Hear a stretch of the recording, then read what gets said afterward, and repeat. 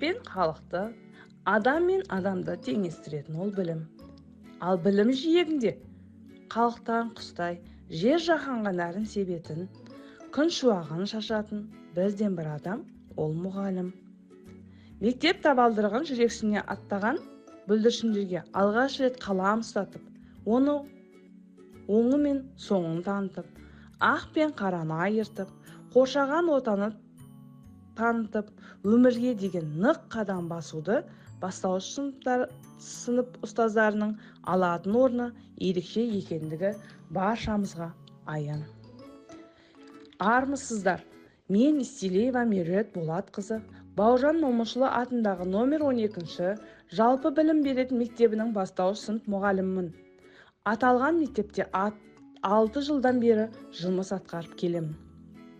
Білім беру процесімен бірге тәрбие ісі, қоғамдық жұмыстарға атсалысудамын.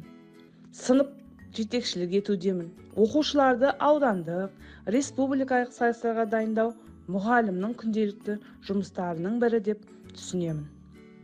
Тек оқушылармен ғана емес, сонымен қоса ата-аналармен де тығыз байланыста боламын.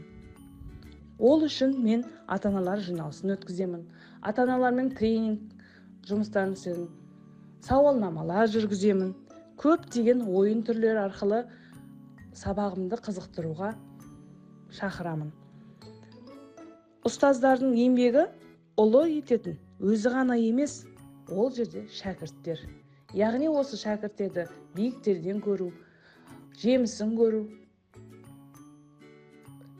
алған асуларын тамашалау үшін біз ата-аналармен тығыз байланыста болуымыз керек деп санаймын.